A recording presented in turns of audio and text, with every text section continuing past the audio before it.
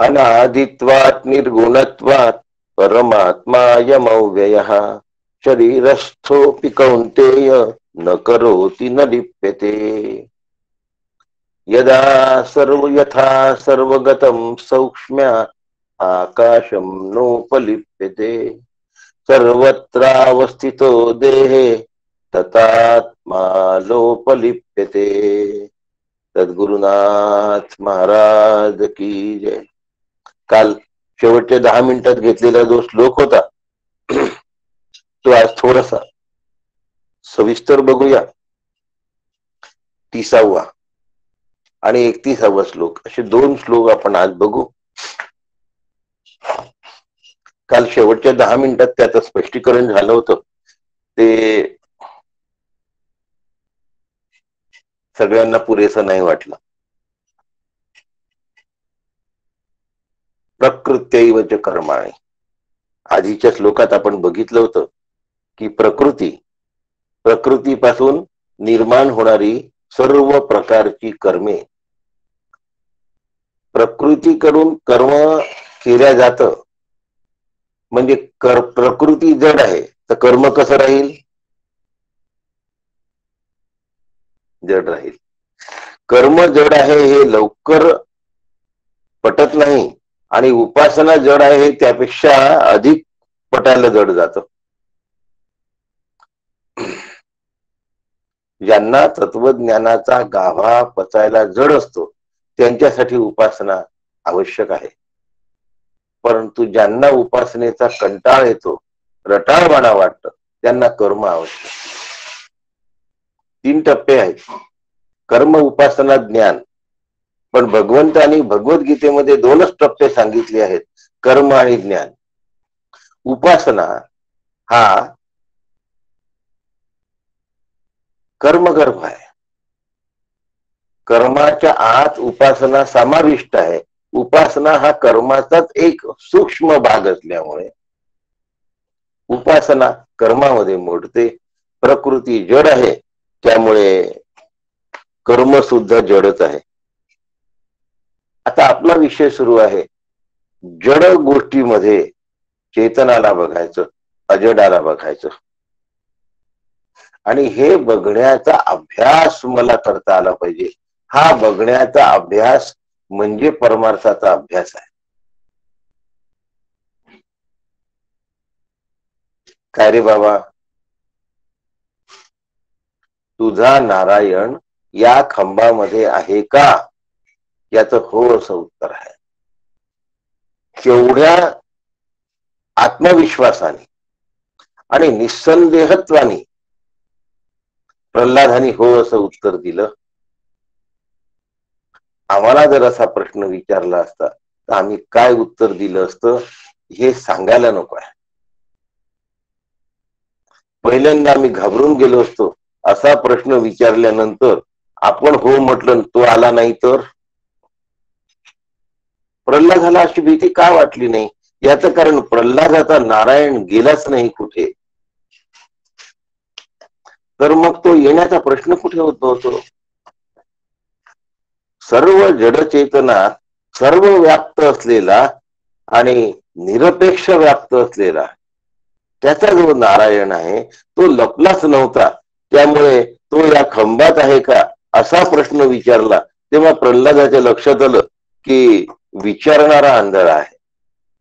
विचारणारा कोण आहे हिरण्यकश्यपू। हिरण्यकश्यपू कसा आहे अहंकाराने आणि मदानी मस्त झालेला आहे, याला आंधळा म्हणतात।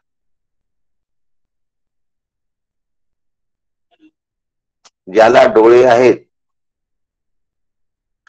पण कॅटरॅक्ट झालेला आहे, ज्याला डोळे आहेत पण ज्याची दृष्टी काम करीनाशी झाली आहे त्याला आंधळा असं म्हणतात। आणि आंधळ्याच्या नजरेवरचा अज्ञानाचा पडदा कॅटरॅक्ट काढून टाकला की त्याला पुन्हा नीट दिसायला लागतं। ही परिस्थिती आहे नीट बघण्याच्या पद्धतीची। अज्ञानाची ताडपत्री जर कापसावरून काढून टाकली तर आतमध्ये स्वच्छ शुभ्र असा कापूस दिसतो तोपर्यंत ताडपत्रीचा ढीग दिसतो. आणि म्हणून सगळ्यांमध्ये ते आत्मतत्व बघण्याचं कौशल्य आपण विकसित केलं पाहिजे.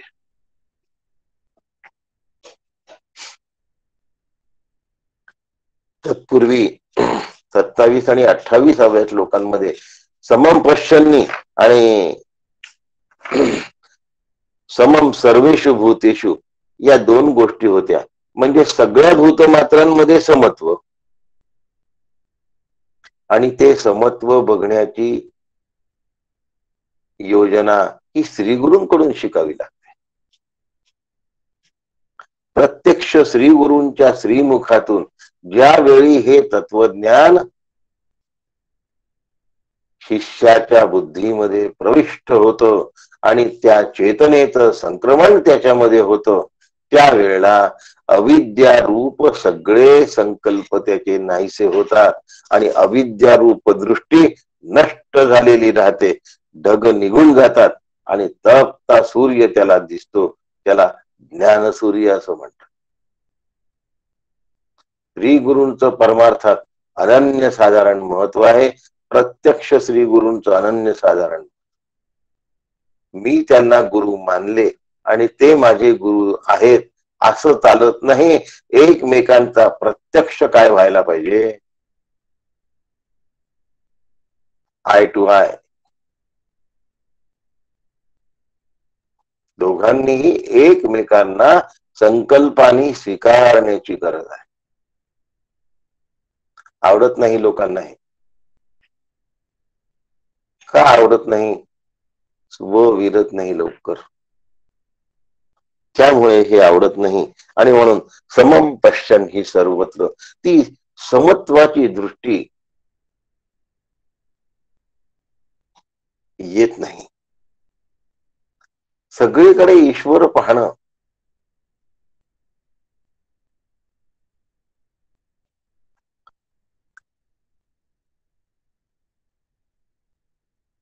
हाही एक अन्वयातून येणाऱ्या अनुभवाचा भाग आहे.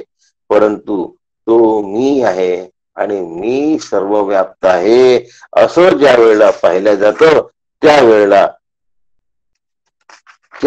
मग याचं उत्तर मिळतं, ब्रह्म संपद्यते तदा. याचं उत्तर काय आहे? ब्रह्म संपद्यते तदा. त्यावेळेला तो ब्रह्मरूप झाल्याचा अनुभव येतो आणि हा अनुभव येणं सगळ्यात महत्वाची गोष्ट आहे.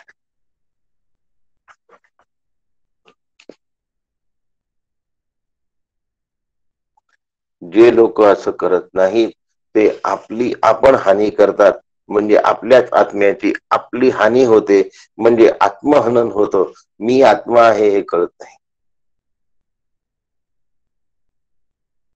जो मी नाही त्या मीचा जर माझा परिचय होत असेल तर मी माझी फसवणूक करून घेतोय, लक्षात ठेवायचं. आपण पेपरमध्ये वाचतो की तोतया पोलीस ऑफिसर, तोतया पोलीस ऑफिसर. आता हे जे तोतया बहुरूपी असतात हे खरे अधिकार संपन्न नसताना सुद्धा आहेत असं दाखवतात. आणि मग तो सगळीकडे आहे असं ज्ञान सद्गुरूंशिवाय अन्य कुणाही कडून प्राप्त होऊ शकत नाही. आणि मग याची आत्महानी, स्वतःची स्वतः हानी होते, स्वतःचा स्वतः नाश करणं होतं. याला आत्महनन असं.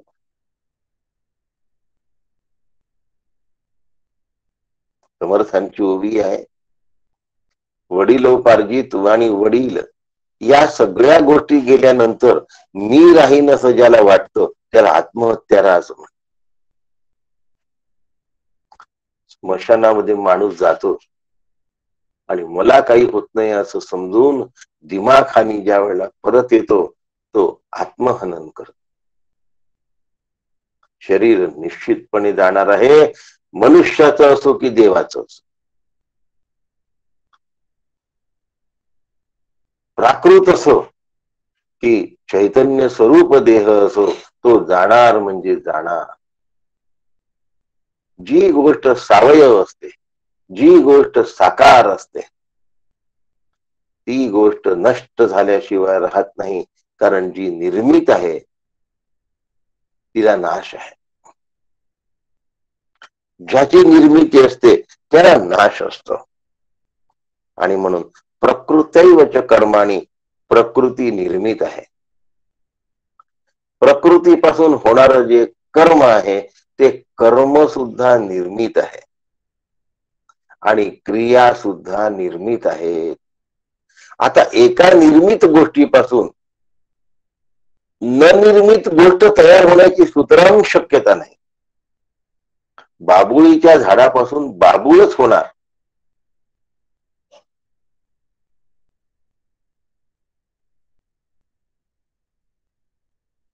हरिणापासून हरिणच होणार.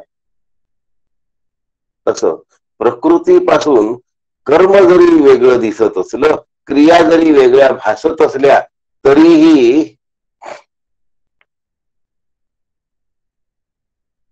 अचेतनत्व कायम असतं, त्यात बदल होत नाही. आंबा वेगळा आहे, पण आंब्यापासून काढलेला रस हा आंब्यापेक्षा भिन्न स्वरूपाचा आहे असं वाटतं. रसामध्ये कोय नसते आणि रसामध्ये साल नसतं. म्हणजे आंब्यापासून रस वेगळा आहे आणि आंब्याच्या रसापासून केलेली आंबावडी ही आणखीन वेगळी आहे. पण जे आंब्यात आहे, जे रसात आहे तेच आंबावडीत असतं. जे आंब्यात आहे तेच रसात, जे रसात आहे तेच आंबावडीमध्ये. त्याच्यामुळे जे प्रकृतीमध्ये आहे तेच क्रियांमध्ये आहे आणि तेच क्रियेमधून निर्माण होणाऱ्या कर्मामध्ये आहे.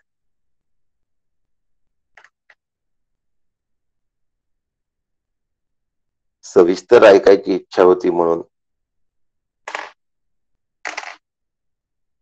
मग प्रकृतीपासून क्रिया जरी भिन्न दिसत असल्या आणि क्रियेपासून कर्म जरी भिन्न दिसत असलं, तरी प्रकृतीमध्ये जे जडत्व आहे तेच जडत्व क्रियेमध्ये आहे आणि तेच जडत्व क्रियेतून उद्भवलेल्या कर्मामध्ये आहे.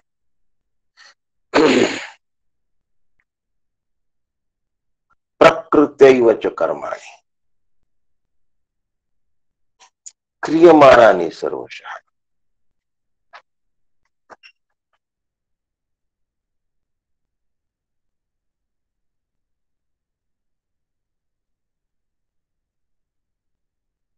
म्हणून न कर्म लिप्यते नरे असा शब्द ईशावास्योपनिषदाने वापरला.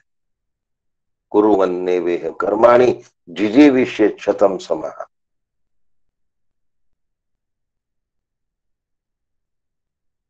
काल एका साधिकेला वाढदिवसानिमित्त हा श्लोक मी पाठवला होता. का न लिप्यते कर्म न लिप्यते नरे म्हटलाय. या श्लोकामध्ये न लिप्यते नरे का असं म्हटलंय? कारण मी नर आहे, मी चेतन आहे आणि कर्म अचेतन जड आहे. अचेतन जड कर्म मला चेतनाला लिप्त होण्याचं कारण नाही, म्हणून मी हे केलं असं कधी वाटतं का? कार्य उभं झालंच पाहिजे, कार्य केलंच पाहिजे, त्यासाठी कर्म आणि क्रिया होणं आवश्यक आहे. पण मी करता आहे असं वाटून घेता उपयोगाचं नाही. असं जर झालं तर मी ब्रह्मरूप होतो आणि असं जर नाही झालं तर चांगल्या कर्माची फळं चांगली मिळतात, वांगल्या कर्माची फळं वांगली मिळतात. पाप आणि पुण्य भोगायला पुन्हा जन्म घ्यावा लागतो. प्रकृत्यैवच कर्माणि.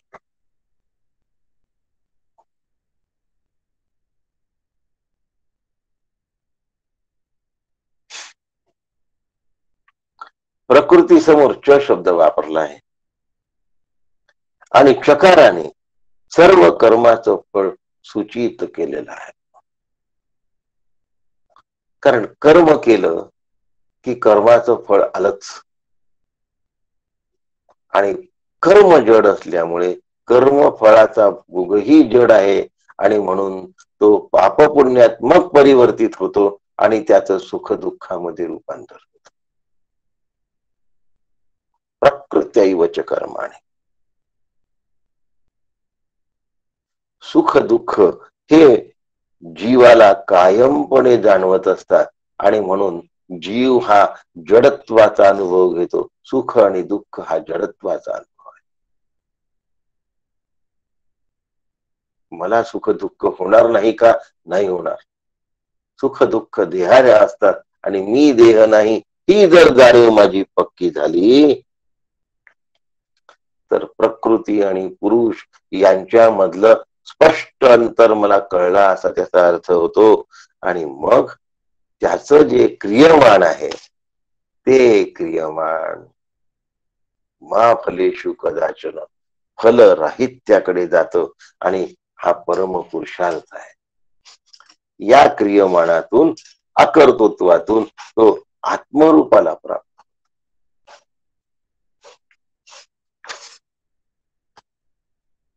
ह्या पद्धतीने जर मला माझ्याकडे बघता आलं, या पद्धतीने जर मला माझं जीवन जगता आलं तर हे सगळं सोपं आहे बघा. काल एका कुटुंबात गेलो होतो, त्यावेळेला हे सांगितलं की चालता बोलता परमार्थ कसा करायचा, जगत असताना परमार्थ कसा तो असा करायचा. मी या क्षेत्राचा क्षेत्रज्ञ आहे हे कळायला लागलं की क्षेत्रज्ञ क्षेत्राला जाणणारा आहे आणि क्षेत्र मिथ्या असल्यामुळे क्षेत्रज्ञ हा आत्मा आहे हे कळून जात. माझा इकडल्या बाजूशी संबंध नाही, इकडल्या बाजूशी संबंध आहे.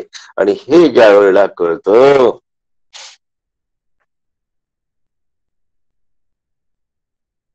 त्यावेळी भूतातली भिन्न भिन्नता मला आकर्षित करत नाही, तर अभिन्नत्व मी बघायला लागतो. आंबा, आंब्याचा रस आणि आंब्याची पोळी या तीनही मध्ये आंबात्व आम्हाला बघता येत. काल आपण नाथ महाराजांची ओवी पाहिली होती.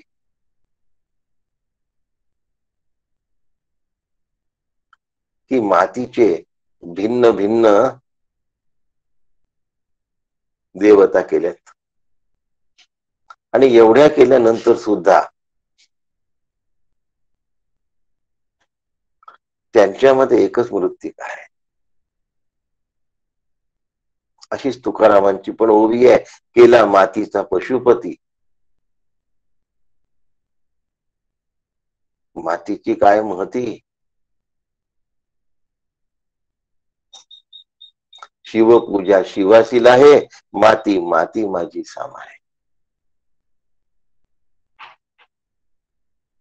त्यातलं शिवत्व उचलता आलं पाहिजे, त्यातलं चैतन्य बघता आलं पाहिजे आणि याला अनुपश्चती म्हणतात. हे चैतन्य सातत्याने बघावं लागतं. ह्या चैतन्याला टिपावं लागतं आणि याला अभ्यास असं म्हणतात. खूप जण विचारतात मी कशाचा अभ्यास करू. अभ्यास फक्त अनुपश्यती स्वरूपाला टिपणे याला अभ्यास म्हणतात. मग भगवद्गीतेच्या माध्यमातून टिपता की उपनिषदांच्या माध्यमातून टिकता की ब्रह्मसूत्राच्या माध्यमातून टिकता, हा भाग गौण आहे. या तीन गोष्टी जर जड जात असतील तर अद्वैत संतांच्या माध्यमातून त्यांच्या साहित्यातून टिपायला सुद्धा हरकत नाही. निवृत्ती ज्ञानदेव सोपान मुक्ताबाई, एकनाथ नामदेव तुकाराम रामदास इथपर्यंत हा अद्वैत संप्रदाय आहे. ह्या अद्वैत संतांच्या वाङ्मयातून आपल्याला हे टिपता येतं. पण अभ्यास याला म्हणतात. मी गीतेचा अभ्यास करतोय, मी नाथ भागवताचा अभ्यास करतोय, मी दासबोधाचा अभ्यास करतो आहे, हा ग्रंथाभ्यास झाला. ग्रंथाभ्यासातून आत्माभ्यास करता आला पाहिजे.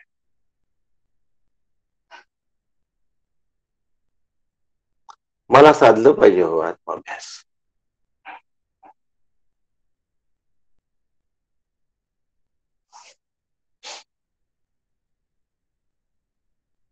आणि एकदा हे अनुपश्यती जमलं की ब्रह्म संपद्यते तदा. आणि त्यावेळी काय होतं की तो स्वतः ब्रह्मरूप होतो, तो जीवच ब्रह्मरूप होतो.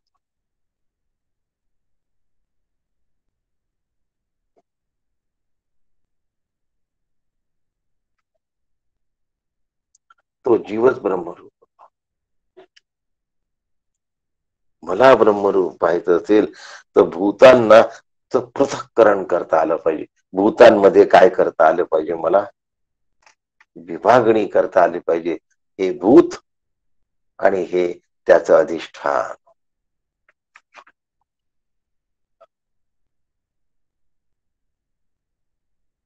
विश्वाची निर्मिती ही कपोल कल्पित कल्पना असली तरी सध्या आम्हाला मायायुक्त ब्रह्मातून विश्व निर्माण झालं एवढं शास्त्रसंमतीने मान्य करावं लागतं. आत्मस्वरूपामधूनच विश्वाची उत्पत्ती आहे, विश्वाची स्थिती आहे आणि विश्वाचा लय आहे. मायायुक्त ब्रह्मामधून विश्वाची निर्मिती आहे, म्हणून एकच परब्रह्म हे जगताचं निमित्त कारण आहे आणि जगताचं उपादान कारण हे मायेच्या माध्यमातून आहे. म्हणजे स्वरूपाच्या निमित्ताने जग निमित्त कारण आहे आणि मायेच्या उपाधीच्या निमित्ताने ते जगाचं उपादान कारण आहे. म्हणून परब्रह्म हे जगताचं अभिन्न निमित्तोपादान कारण आहे. पण जगत नावाची गोष्ट हा भास असल्यामुळे परब्रह्म हे अभिन्न निमित्त विवर्त उपादान कारण आहे. यात एक शब्द आणखीन घातला, अभिन्न निमित्त विवर्त उपादान कारण. आता हे पूर्ण झालं. नुसतं निमित्त कारणही पुरेसं नाही होत, नुसतं उपादान कारणही पूर्णच नाही होत, अभिन्न निमित्त उपादान कारण हेही पुरेसं होत नाही. अभिन्न निमित्त विवर्त उपादान कारण हे महत्वाचं आहे.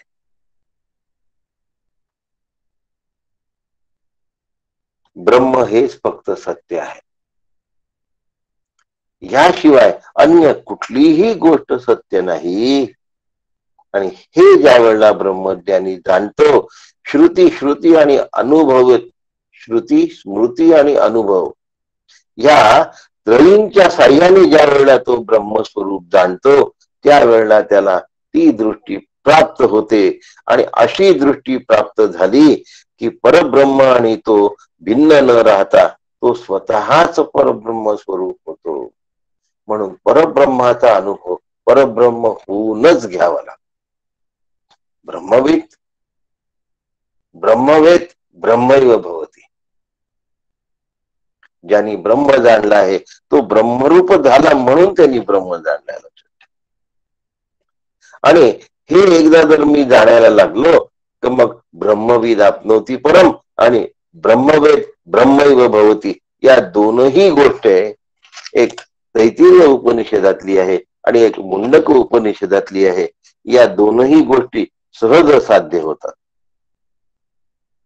एकदा आत्मरूप जो आहे तो मीच्या हालचालींशी त्याचा काही संबंध नाही अशा पद्धतीने जो जाणतो तोच यथार्थपणे आत्मस्वरूप बघायला बसतो. म्हणून शरीराच्या आणि मनाच्या हालचाली प्रकृतीकडून होतात आणि प्रकृतींकडून होणाऱ्या हालचालीचा आत्मरूप मीशी जराही संबंध नाही. हे मी कायम लक्षात ठेवलं पाहिजे, अखंड लक्षात ठेवलं पाहिजे.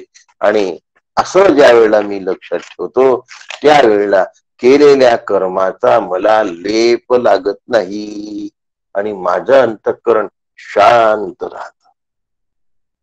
जिथे शांती असते तिथेच देव असतो. देव आणि शांती यांचा निकटचा संबंध आहे. म्हणून नाथ महाराजांना शांती ब्रह्म म्हणत असत. निकटचा संबंध आहे असं म्हणणं सुद्धा तितकस बरोबर नाही, कारण शांती म्हणजेच देव आहे आणि देव म्हणजे शांती आहे.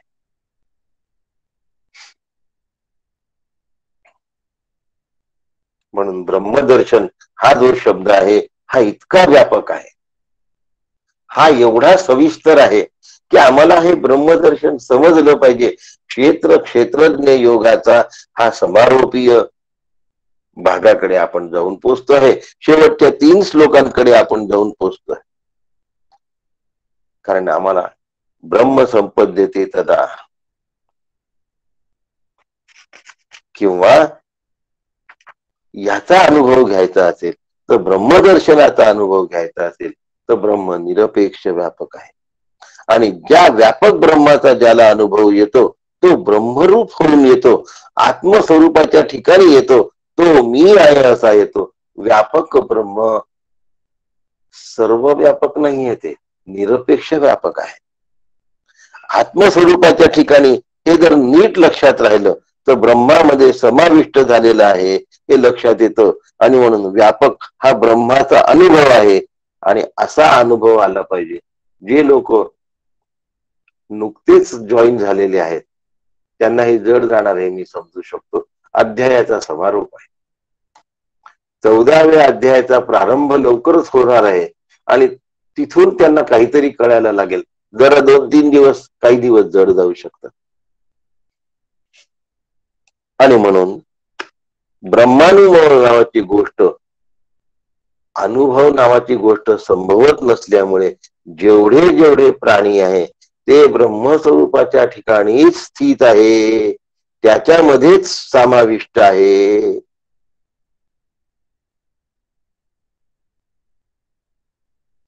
तज्ज्वलामी शांतमुपासिती, तज्ज्वलामी ती शांतमुपासिती. सगळे जे प्राणी आहे ते त्याच्यापासून निर्माण झाले आहे. ह्या गोष्टीकडे जाणीवपूर्वक आम्हाला बघता आलं पाहिजे, आम्हाला समजून घेता आलं पाहिजे. काकांनी या गोष्टी त्यांच्या नोट्स मध्ये अत्यंत स्पष्टपणे सांगितल्या आहेत.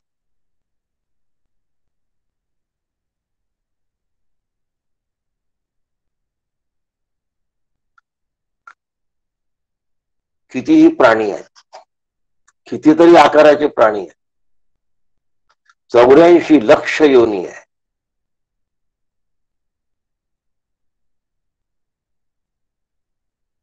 पण आम्हाला त्याच्यामधला आत्मतत्व दिसणार नाही, त्या अनुपश्यती आम्हाला दिसणार नाही, कारण आम्ही सिरियल पश्यतीवाले लोक आहोत. आम्हाला काय आवडतं?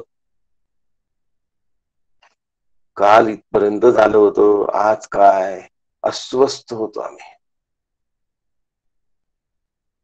आणि सिरियलची वाट पाहत ज्याला बघायचं आहे, बसायचं आहे, कौटुंबिक सिरियल मध्ये ज्याला रमायचं आहे, तो आत्मस्वरूपामध्ये रमू शकत नाही. मी संतांच्या सिरियल बद्दल बोलत नाहीये, मी कौटुंबिक सिरियल बद्दल बोलत. संतांच्या सिरियल्स आणि ऐतिहासिक सिरियल्स याच्याबद्दल माझं म्हणणं नाही. पण कौटुंबिकची सिरियल अंतःकरणाला जगत सत्यत्वाची चटक लावून जातात. चटक शब्द आहे. आता इतकं मोठं आत्मस्वरूप नावाचं बिंब पाहिल्यानंतर सिरियल नावाचं प्रतिबिंब बघण्याची इच्छा निर्माण व्हावी का हो अंतःकरणामध्ये? बिंब थाटात आणि ठणठणीत असताना, काकांचं वाक्य आहे, बिंब थाटात आणि घरात ठणठणीत असताना, रोज झळकत असताना पुन्हा पुन्हा प्रतिबिंब कशासाठी पाहायचं? पण आम्हाला सिरियल रूपी प्रतिबिंब पाहिल्याशिवाय चालत नाही. अनेक खेळ आहेत जीवाचे, त्यातला हाही एक नवीन खेळ. सिरियल नावाचं प्रतिबिंब आणि वर्तमानपत्र नावाची प्रतिबिंबाची माहिती.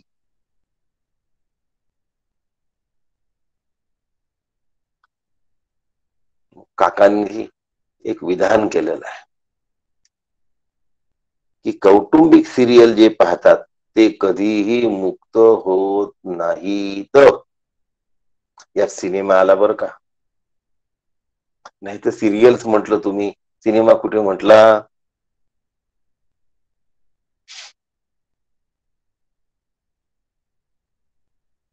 सगळे रस असतात कौटुंबिक सिरियल मध्ये. आणि काही काही आपल्याला हवेशे वाटतात आणि काही काही अगदी नकोशे वाटतात. काही जणांचं कॅरेक्टर आपल्या कॅरेक्टरशी जुळणारं असतं आणि मग त्याच्यामध्ये आम्हाला रस येतो. आणि मग आतमधल्या बीजांना, वासनांचे जे बीज आहेत त्या बीजांना कोंब फोडतात आणि आम्ही शांती बघायला जातो आणि अशांत होऊन परत येतो. आता उद्या काय होईल, भलत्याच वेळी सिरियल बंद केली. असं ज्या सिरियल बद्दल वाटतं तो सिरियलचा प्रोड्युसर यशस्वी प्रोड्युसर आहे. ओम फुटायची वेळ आल्याबरोबर जय जय रामकृष्ण हरी म्हणावं, याचा अर्थ सिरियल पाहावी मग जय जय रामकृष्ण हरी म्हणावं असं नाही. तर ते कोंब फुटूच नये या दृष्टीने आम्हाला तयारी केली पाहिजे. म्हणून बघायचंच असेल तर देहूला बघा, बघायचं असेल तर आळंदीला बघा, बघायचंच असेल तर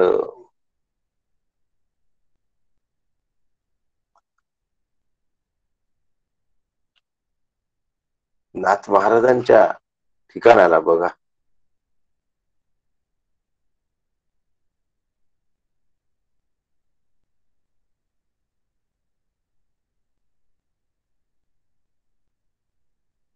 औरंगाबादच्या जवळ आहे, नाव डोक्यातनं चाललं गेलं, मी जाऊन आलो आहे तिथे खैर. आणि म्हणून नाथ महाराजांच्या घरी जावं, तुकोबांच्या घरी जावं. हा मिठमिठा नाही, नाथ महाराजांचं ठिकाण पैठण पैठण पैठण बघावं, देहू बघावं, आळंदी बघावं, पैठण बघावं, सज्जनगड बघावा, नाथ महाराजांचं, समर्थांचं, माऊलीचं ठिकाण बघावं. बाकी नाही जाऊ कुठे. अगदीच जर इतर ठिकाणी जाण्याचीच इच्छा झाली तर नैसर्गिक ठिकाणं बघावी, बाकी ठिकाणी नाही पटकू. निसर्ग बघत असतानाही मन निवण्याकडे धावतं, मन शांत होण्याकडे धावतं. सूर्योदय बघा, पहाड बघा, नदी बघा, वीज सुद्धा बघितली तरीही तिच्यामध्ये परमेश्वराची ती चमक आहे हे लक्षात.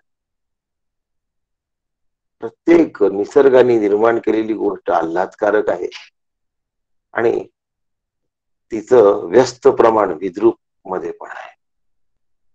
पण एकदा परमेश्वराला बघता आलं की आनंदी आनंद गडे, जिकडे तिकडे चोहीकडे. गाणं म्हणणारा कवी जो आहे ना त्यालाही आनंद गवसला नाही, त्याने आत्महत्या केली. म्हणून संतांचा आनंद बघावा आणि संतांचा आनंद हा विषय निरपेक्ष आहे. आणि हे काव्य लिहिणारा ज्याचा आनंद आहे तो विषय सापेक्ष होता, ते सुख होतं, म्हणून त्यांना आत्महत्या करावी. आणि अत्यंत दारिद्र्याच्या स्थितीत सुद्धा तुकोबा आनंदी होते. आम्ही सुडके चोर आम्हासी धाके. यांच्या घरात तास 2 तास खुडबुड केल्यानंतर हातात कत्तू लागत नाही हे चोराला माहित होतं. त्यामुळे हे निवांत झोपायचे आणि चोर कधीच यायचा नाही. आमचे किती कुलप असतात, आमच्या घराला किती कुलप असतात. असो, सिरियल्स वगैरे आम्हाला आत्मचिंतनापासून दूर नेतात. आणि म्हणून अनादित्वात निर्गुणत्वात परमात्मा यमव्यय शरीरस्थोपि कौंतेय न करोति न लिप्यते. सगळ्यात मोठी कमाल ही आहे की तो शरीरात राहून कर्म करून अकर्ता असतो आणि अकर्ता असल्यामुळे तो अलिप्त असतो. काल अनादि शब्दाचं स्पष्टीकरण हवं होतं. ज्याला कोणतंही कारण नसतं तो अनादि असतो. आंब्याच्या वडीला कारण आंब्याचा रस आहे, आंब्याच्या रसाला कारण आंबा आहे, आंब्याला कारण आंब्याचं झाड आहे. प्रत्येक कार्याला कारण आहे. पण ब्रह्मस्वरूप हे अनादि असल्यामुळे त्याला कुठलंही कारण नाही. म्हणून ब्रह्माला कुणी निर्माण केलं असा प्रश्न निर्माण होत नाही. म्हणून ब्रह्म अनादि आहे.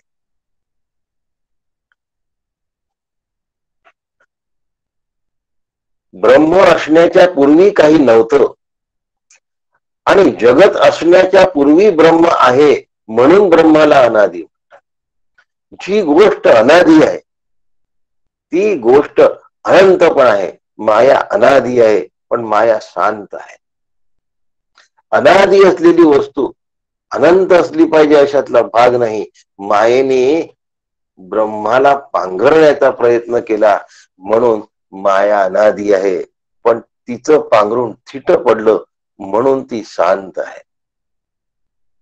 अज्ञानाच्या बाबतीत तिचं पांघरून यशस्वी झालं, पण ज्ञानाने ते पांघरून थिट पडलं.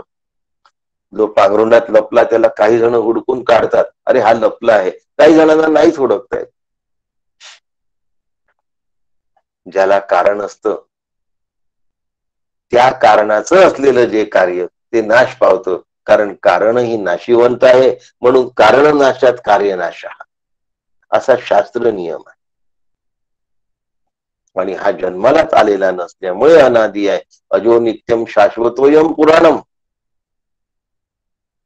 न हन्यते हन्यमानेश्वरी. अजो नित्या शाश्वत आणि पुराण किती जुना आहे. जुनाट पुरुष आहे. समर्थांनी त्याचं नाव दिलंय जुनाट पुरुष. केवढा जुना आहे होतो तो जुनाट पुरुष आहे. त्याच्यामध्ये बदल दिसतात ते गुणांमधले बदल आहे. गुणांचा त्याच्याशी काही संबंध.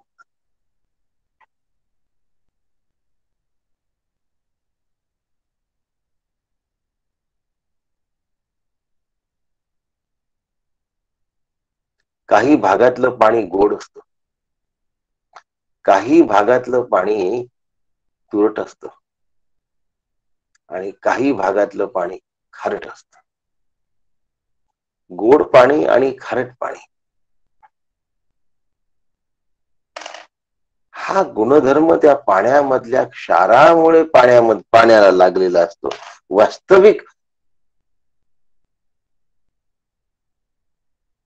जे त्यात मिसळेल त्यात सामावून घेतं त्याला पाणी. आणि कशातही मिसळून स्वतः एकदम अलिप्त राहतो त्याला आत्मा असं म्हणतात.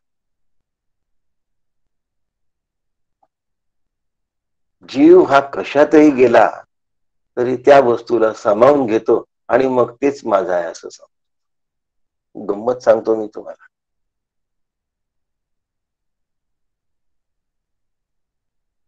त्या जीवाला एवढी सवय झाली असते जिथे आहे तिथे राहण्याची, आपलं जे आहे ना ते छान आहे बस.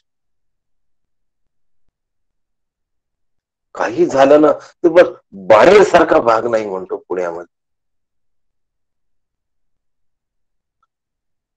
पुण्यामध्ये राहायचंय ना तर बस कोथरूड मध्येच राहावं, बाकी कुठेच राहू नये म्हणतो.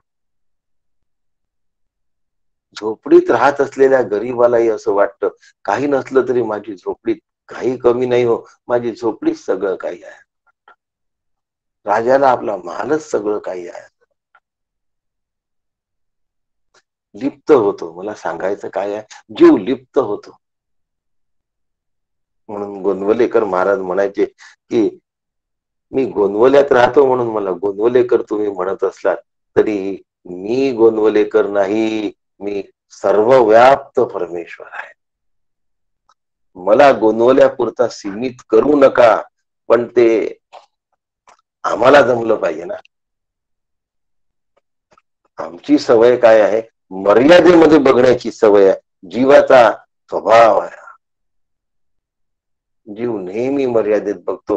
जीवाची सरड्याची धाव कुंपणापर्यंत.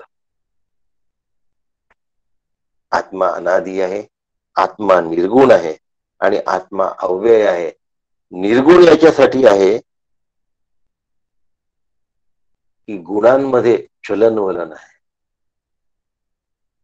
रजसत्वम तमश्चैव तमसत्वम रजस्तथा. रज आणि तम, सत्व रज आणि तम यांची कुस्ती चालू असते.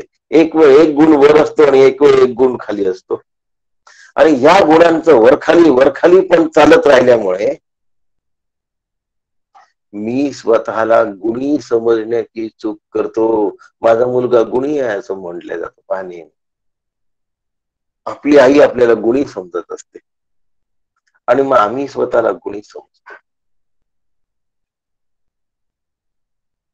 मी चांगला आहे, दुसरा समोरचा वांगला आहे. मित्र जो असतो तो आपला चांगला असतो, शत्रू जो असतो तो वांगला असतो. त्यांच्या गुणांमुळे आम्हाला तो चांगला किंवा वांगला दिसत असतो. म्हणून माझा गुणांशी संबंध नाही, गुणागुणेषु वर्तन्ते इति मत्वा न सज्जते. आणि म्हणून मी निर्गुण आहे, माझ्यामध्ये गुण नाही. गुण नाही शब्दाचा अर्थ विकार नाही असाही होतो. अस्थि जायते वर्धते हे विकार आहेत. इच्छा, द्वेष, मत्सर, संताप हे सुद्धा अंतःकरणाचे विकार आहेत. जिथे उपाधी असते तिथे विकार असतात. जे सावयव असतं तिथे विकार असतात. जे निरवय असतं तिथे विकार नसतात. जे सोपाधिक असतं तिथे विकार असतात. म्हणून ज्यांना अवयव नाही ते निर्विकार आहेत, ते अव्यय आहेत. आणि ज्यांना गुण नाही ते निर्गुण आहेत. आणि आत्मतत्व निर्गुणही आहे आणि निरवयव पण आहे. आता हा काय म्हणतात याला, अतिशय निरतिशय स्वरूप आहे. याचं शब्दांमध्ये वर्णन करता करता शब्द थकतात हो. निरतिशयत्व आहे म्हणजे बुद्धी कल्पना करता करता थकून जाते. अतिशय कल्पना करू शकते पण अतिशयाच्या पलीकडे नाही करू शकत. अतिशयोक्ती शब्द नाही आहे, त्याच्या पलीकडे जाणं बुद्धीला शक्य नाही. म्हणून आत्मा निरतिशय आहे, आत्मा सर्वश्रेष्ठ आहे, आत्मा निरवयव आहे. अवयव शब्दाचा अर्थ काय होतो? हरणाला शिंग असतात, शिंग त्याचा अवयव झाला. हरणाला डोळे असतात, हरणाला बुट्टेदार शरीर असतं, हे सगळे त्याचे अवयव आहे. नाक कान डोळा हे त्याचा अवयव आहे, त्वचा हे सुद्धा अवयव आहे. मी सावयव भासत असलो तरी मूलतः मी निरवयव आहे हे जाणणं याला अभ्यास असं म्हणतात. आणि असा प्रत्येगात्म स्वरूप मी आहे हे एकदा कळलं ना की मग नयनम छिंदंती शस्त्राने नयनम दहती पावक हा कळ. नाही तर मग इकडे तर शरीर जळून राहिलाय आणि नयनम दहती पावक हा कसं म्हणतात. ऍक्सिडेंट झाला आहे, शरीर इतस्ततः विखरलेलं आहे, छिन्न विच्छिन्न झाला आहे, तरी नयनम छिन्नंती शस्त्राने कसं म्हणतात? मी शरीर नाही म्हणून म्हणतात, मी आत्मा आहे म्हणून म्हणतात. आत्म्याला वेदना होत नाहीत, शरीर वेदनाने ग्रस्त असतं, सुख दुःखाने पछाडलेलं असतं. म्हणून मला तलवारीने कापता येत नाही, पाण्याने मला ओलं करता येत नाही. मी कोण आहे? नित्य सर्वगत स्थाणोर अचलोयम सनातन. माझं वर्णन आहे, प्रत्येकाने माझं म्हणायचं बरं का. या वर्णनाला आणखीन भगवंतांनी पुढे नेलाय, अक्लेद्यवद्दायी होय. नित्य सर्वगत स्थाणोर अचलोयम सनातन अच्छेद्योयम अद्दाह्योयम अक्लेद्योशोष्य एवच. कशासाठी सांगितलं? नैनम छिंदंती सांगितलं म्हणून सांगितलं, नैनम दळती सांगितलं म्हणून सांगितलं, न चैनम क्लेद सांगितलं म्हणून सांगितलं, न शोषयती मारुता सांगितलं म्हणून खालचा श्लोक सांगावा लागला, छेद्योयम नैनम छिंदंती पद्दाह्योयम नैनम दहती अक्लेद्योयम न चैनम क्लेदयंत्यापो अशोषयती. मग मी कसा आहे? नित्य सर्वगत स्थाणूर अचलोयम सनातन, असा मी आहे, तो मी नाश पावत नाही, तो मी तलवारीने कापल्या जात नाही. पण हे श्लोक आम्हाला मुखोद्गत आहेत, पण आमच्या बुद्धीच्या अंतर्गत ते ठसले नाही, बुद्धीमध्ये ते रुजले नाहीत, बुद्धीमध्ये ते थिजले नाहीत, बुद्धीने त्यांना धरून ठेवलं नाही. असो, कालच्या श्लोकांचा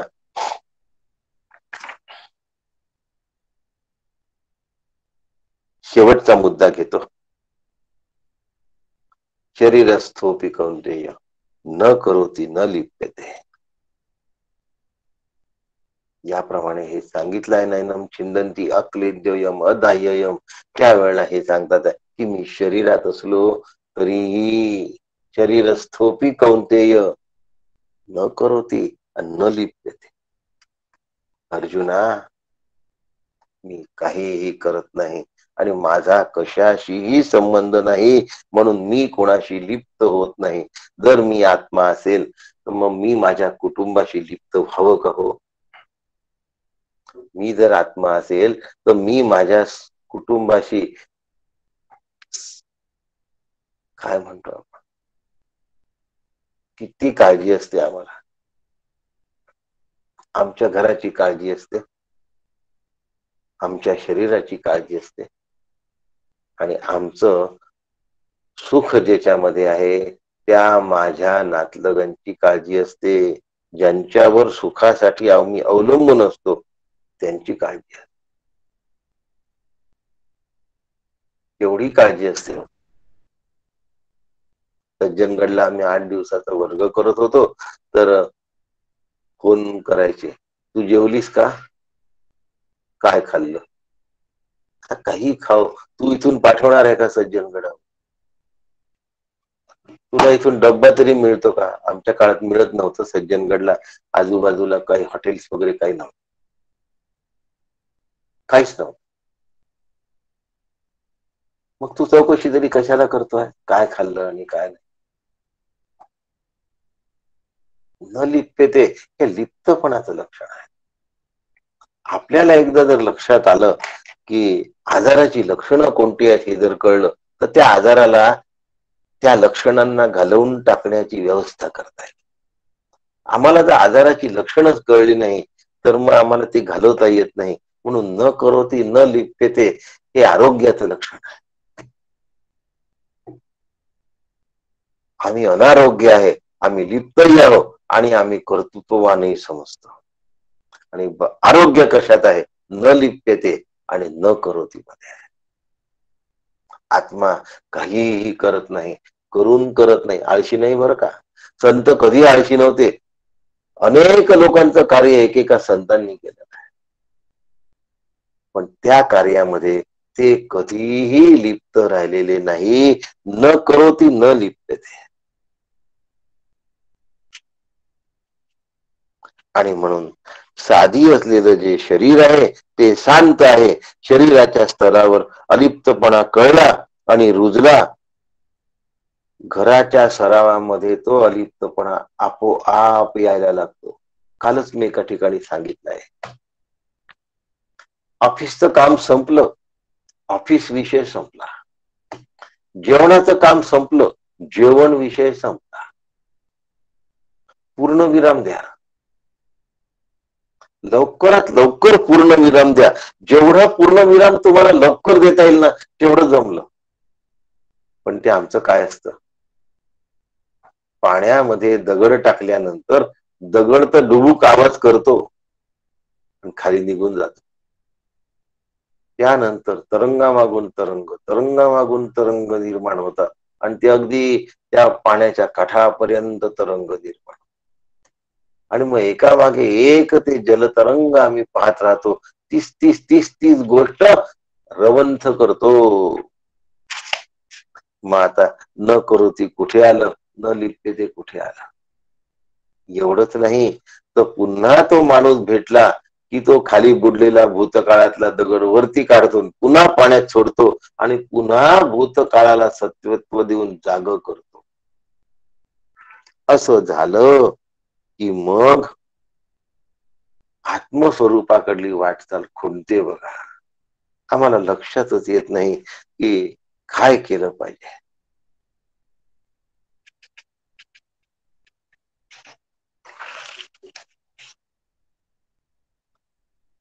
म्हणून शरीरस्थोपी कौंतेय न करोती न लिप्यते.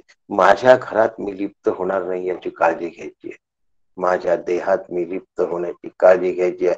माझ्या जगात मी लिप्त होणार नाही याची काळजी घ्यायची. अलिप्तते करता जाग राहावं लागतं.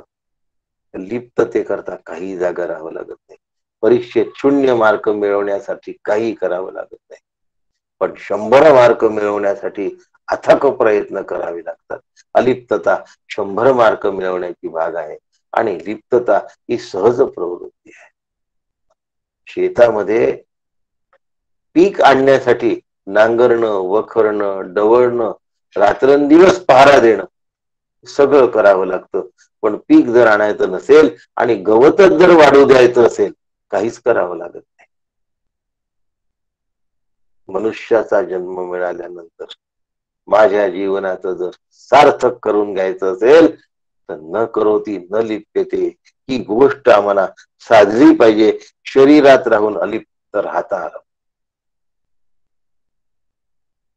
असा आजचा श्लोक आहे. अनादित्वान निर्गुणत्वान परमात्मा यम व्यय शरीरस्थोपी कौंतेय न करोती न लिप्यते. आपण 32वा श्लोक उद्या बघूया. यथा सर्वगतम सौक्ष्म्यात आकाशम नोपलिप्यते सर्वत्र अवस्थितो देहे तथात्मा नोपलिप्यते. हा श्लोक आपण उद्याला बघूया. थोडस अनादी आणि या गोष्टींबद्दल सविस्तर वर्णन ऐकायचं होतं. फार थोडक्यात झालं असं काही जणांना उगाच मनात राहून गेलं असतं. आपण क्षेत्रज्ञ एवढा सविस्तर घेतल्यानंतर मग एखाद दुसरा श्लोकच लवकर घेतला असं वाटायला नको. म्हणून त्या श्लोकाला आज पुन्हा सविस्तर सांगण्याचा प्रयत्न केला. आपल्या सगळ्यांना वंदन करतो आणि थांबतो. रामकृष्ण हरी.